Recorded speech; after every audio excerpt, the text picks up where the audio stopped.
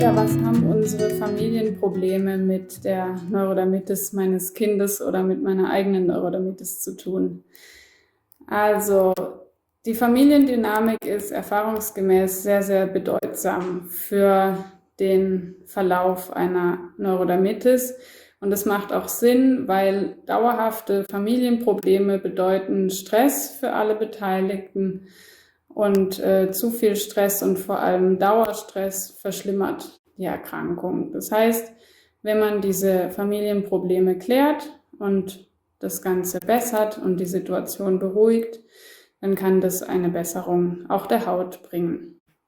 Das ist auch meine Erfahrung.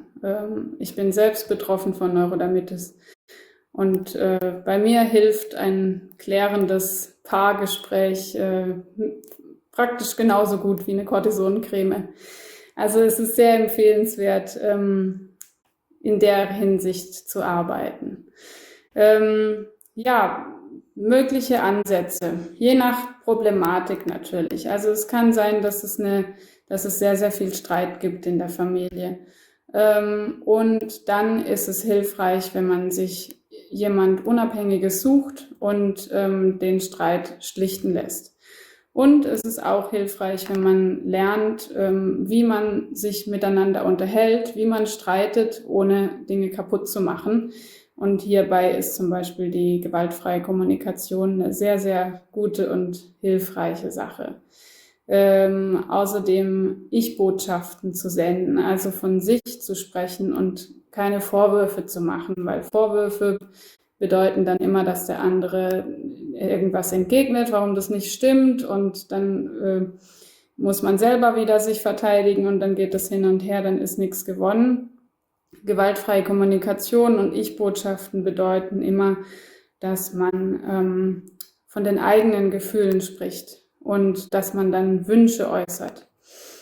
Und das ist eine sehr hilfreiche Sache, erfahrungsgemäß.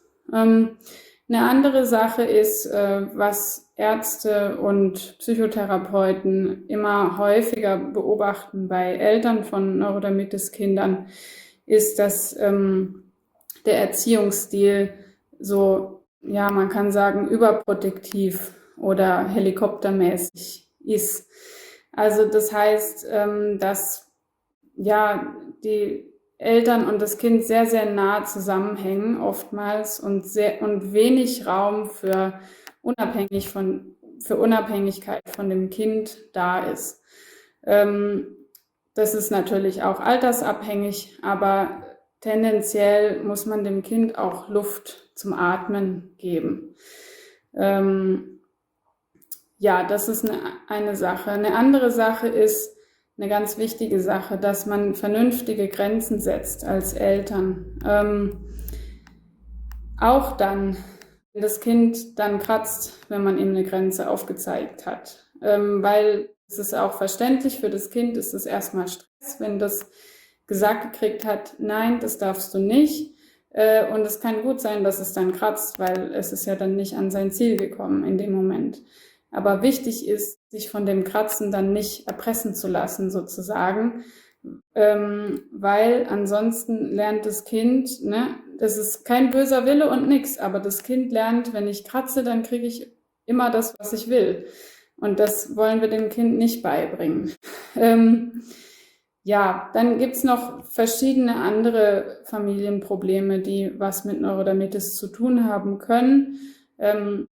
In jedem Fall ist es hilfreich, sich einen Berater reinzuholen, der hilft über eine gewisse Zeit hinweg. Und hierbei ist die systemische Familienberatung eine besonders hilfreiche Sache.